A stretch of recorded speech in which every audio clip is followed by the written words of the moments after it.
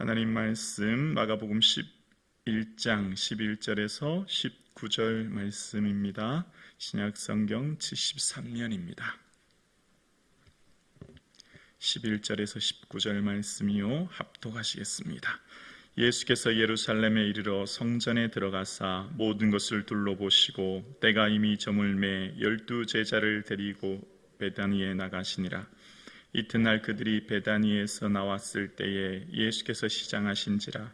멀리서 잎사귀 있는 한 무화과 나무를 보시고 혹 그 나무에 무엇이 있을까 하여 가셨더니 가서 보신즉 잎사귀 외에는 아무것도 없더라.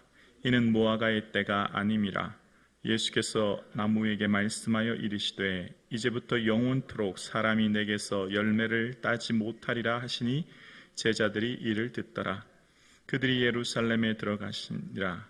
예수께서 성전에 들어가사 성전 안에서 매매하는 자들을 내쫓으시며 돈 바꾸는 자들의 상과 비둘기 파는 자들의 의자를 둘러 엎으시며 아무나 물건을 가지고 성전으로 지나다니심을 허락하지 아니하시고 이에 가르쳐 이르시되 기록된 바 내 집은 만민이 기도하는 집이라 칭함을 받으리라 하지 아니하였느냐.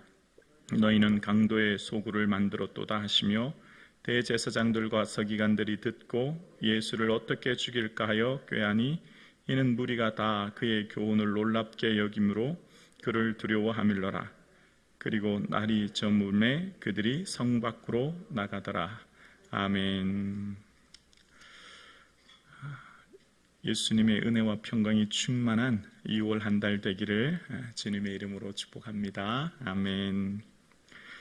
예수님께서는 11절에 이제 성전에 예루살렘 드디어 도착하셔서 성전에 들어가셨다가 성전을 홀로 조용히 둘러보시고 나와 베다니에 머물러 계신 것을 봅니다. 예루살렘 동쪽 3km 정도 떨어진 이곳 베다니에서 예수님은 지내셨다는 것을 봅니다. 계속 이 지금 11장 이하의 예수님의 모습을 보면 예루살렘에 들어가셨다가 주무실 때는 베다니에 나오세요. 그러니까 12절에도 베다니에 나오셨는데 또 15절 이하에도 보면 예루살렘에 들어가셨다가 19절 보면 또 성 밖으로 나오세요. 어디서 지내셨나를 알 수 있는 대목은 이 14장 3절에 보면 베다니 나병 환자 시몬의 집이라는 표현을 통해서 예수님께서는 모두가 꺼려하시고 또 함께하기 싫어하는 그 나병 환자의 집에서 지내셨음을 알게 되어집니다. 자, 그러면서 이제 베다니에서 나오셨을 때 예수님이 이제 시장하셨어요. 그래서 어떻게 됐습니까? 이제 잎이 무성한 무화과 나무에 가서 뭐가 있을까, 열매가 있을까 해서 가셨어요. 그런데 아무것도 없다고 하십니다. 자, 그런데 13절 마지막에 뭐라고 했냐면 이는 무화과의 때가 아님이라 라고 얘기하는 거예요. 그러니까 지금 아직 무화과 때가 아니라는 거예요. 그런데 예수님은 먹을 게 없으셔서 이 뒷구절에 보면 나무를 저주하셔서 영원토록 열매를 맺지 못하게 하셨다. 이제 이 표현이 나와요. 그러니까 쉽게 이 말씀을 보면 언뜻 좀 이해가 되지 않습니다. 때가 아직 안 됐는데 그걸 요구하시면 어떡하나 이제 그 생각이 들지요. 그런데 이제 이 표현은 이 팔레스타인 당시 무화과 나무의 특징을 알아야 이해가 되는 대목인데요.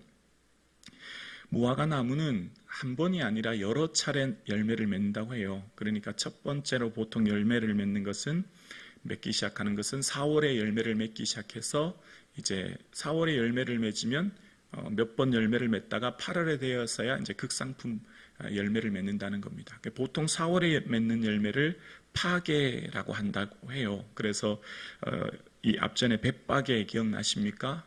벳이라고 하는 것은 집이거든요. 파게는 파게의 집이라는데 무화과 나무의 집, 아마 무화과 나무 농사를 많이 지었던 것 같아요.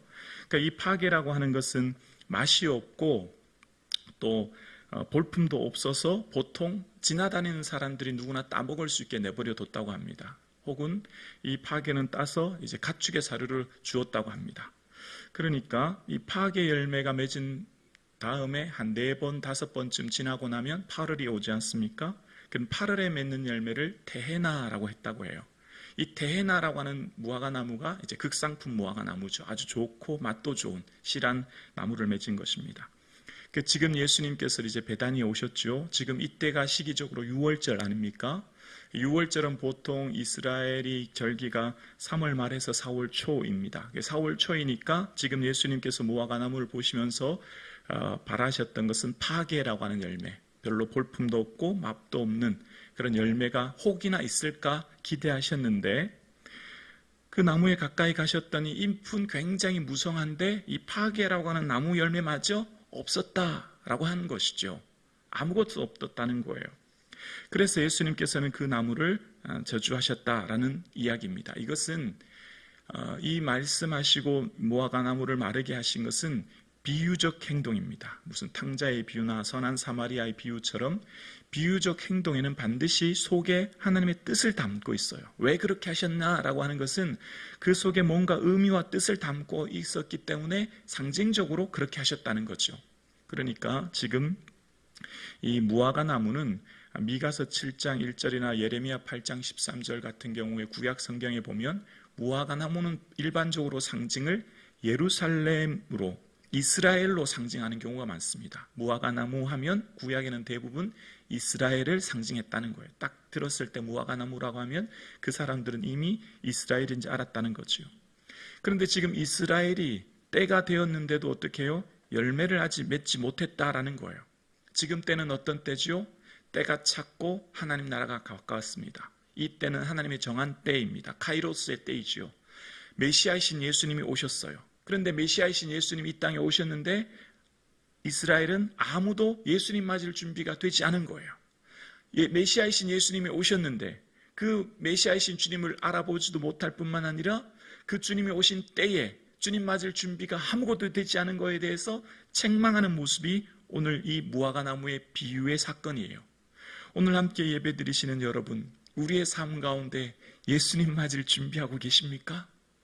바쁘게 하루하루를 살아가는 우리의 모든 일상 가운데 예수님 맞을 준비를 얼마나 하며 살아가고 계십니까? 때와 시기는 아버지의 고난에 두셔서 우리가 알 수 없어요. 그러나 주님은 도적과 같이 오신다고 하셨고 요한계시록에 보면 내가 속히 오리라 말씀하셨어요. 그래서 예수님께서는 우리에게 마라나타, 아멘 주 예수여 어서 오시옵소서라고 하며 주님 오실 날을 늘 손꼽아 기도하도록 우리에게 말씀하셨어요.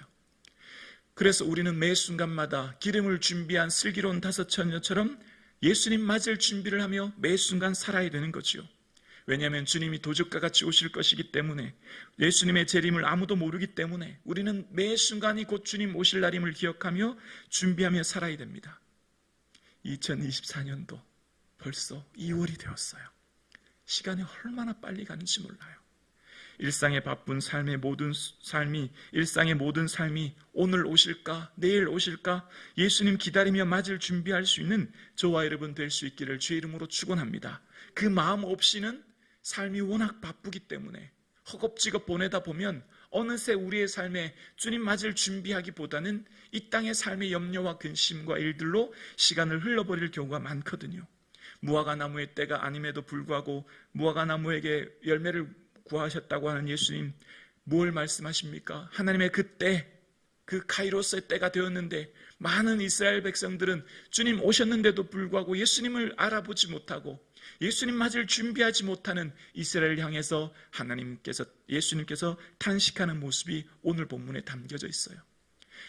2024년 빠르게 흘러가는 이 시간, 매 순간순간마다 주님 맞을 준비하며 살아갈 수 있는 저와 여러분 되기를 주님의 이름으로 축복합니다. 그것이 곧 매 순간마다의 삶을, 주님 앞에서의 삶을 살아갈 때 비로소 우리는 주님 앞에 설 때에 우리의 삶을 자랑할 수 있는 삶을 살게 되죠. 그리고 예수님께서는 이제 성전에 들어가십니다. 성전에 들어가시는 것은 이제 즉흥적인 심판이 아니라고 하는 것을 11절을 통해 알 수 있죠. 조금 전에 11절에 예수님께서 홀로 성전을 둘러보신 후에 이제 예루살렘에 들어가셨죠. 예루살렘에 가셔서 비로소 하시는 일이 있습니다. 15절에 보면 그들이 예루살렘에 들어가시니라 예수께서 성전에 들어가사 성전 안에서 매매하는 자들을 내쫓으시며 돈 바꾸는 자들과 상과 비둘기 파는 자들의 의자를 둘러 엎으시며 라고 말씀하세요. 드디어 예수님께서 가신 예루살렘의 가장 큰 관심은 어디겠습니까? 성전이죠. 하나님을 예배하고 경배하는 이 성전이야말로 모든 사람들이 하나님을 배움는 임재의 장소이기 때문입니다. 그런데 안타깝게도 예수님께서 성전에 들어가셨는데 그곳은 지금 어떤 상황이 벌어지고 있냐면 매매하는 자들이라는 표현이 나오죠. 상인들이라는 거예요. 자, 이게 어떤 의미이죠? 성전에 오는 모든 사람들은 다 어떻게 합니까? 예수님께 제사 드리지 않습니까? 그런데 제물, 예수님께 제사 드리는 양과 염소와 같은 제물은 흠이 있으면 안 됩니다. 그 흠이 있고 없고의 판결을 누가 하죠? 제사장이 보고 판단하지 않습니까? 그 제사장이 보고 제물을 판단하는데 흠이 있는 경우는 그 제물을 드릴 수가 없죠. 먼 지방에서 예루살렘까지 왔어도 흠이 있으면 그걸 드리지 못해요. 그러니까 그 사람들의 편의를 위해서 성전에서는 양과 염소, 비둘기 같은 것을 판매를 했다는 겁니다. 그런데 문제는 훨씬 비싸게 팔았다는 거예요. 일반적인 가격보다 훨씬 비싼 값을 주고 팔았고 그것을 드리면 제사장은 오케이 받아줬다는 겁니다. 그러니까 많은 사람들은 울며 겨자 먹기식으로 어쩔 수 없이 비싼 돈을 내고서 지불하고서 그 재물을 사서 드릴 수밖에 없는 상황이 된 거예요. 또한 돈 바꾸는 자들이라는 표현이 나오죠. 돈 바꾸는다는 것은 성전세를 내릴 때 반세겔을 모든 이스라엘 사람들은 내야 합니다. 왜냐하면 출애굽기 30장 13절 이하에 20세 이상은 하나님 앞에 남자들, 20세 이상 남자는 부자이든 가난하든 반세겔 이상 성전에 드려야 한다고 말씀하셨기 때문이에요.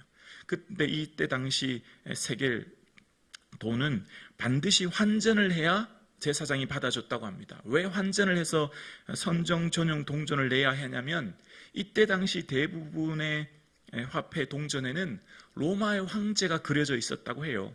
그러니까 로마의 황제가 그려진 동전은 우상을 새기지 말라 말씀하신 계명을 반하기 때문에 성전 전용 동전으로 바꿔야만 했고 그 성전 전용 동전으로 바꿀 때는 또한 환전상들이 4에서 8% 정도 수수료를 매겼다고 합니다. 이것은 일반적인 것보다 한 5배 이상의 수수료를 부과했기 때문에 이것 역시 일반적으로 사람들이 살 때는 자신들이 내야 되는 이 환전 수수료가 많이 내야 되는 불합리성을 겪어야 됐던 거죠. 그러니까 장사하는 상인들, 돈 바꾸는 사람들은 다 어떻게 해요? 대제사장의 묵인하에 이루어졌지요.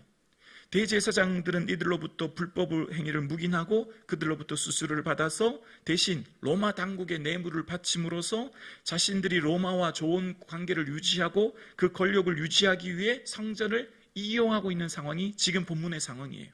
대제사장, 장사하는 사람, 상인들, 돈 바꾸는 사람들 다 성전을 자신들의 이익으로만 삼는 자들이 등장하는 겁니다. 그래서 예수님께서는 성전은 어떤 곳입니까? 하나님 예배하는 곳이잖아요. 하나님께 기도하는 곳이지 않습니까? 그래서 그것을 둘러 엎으시는 거예요.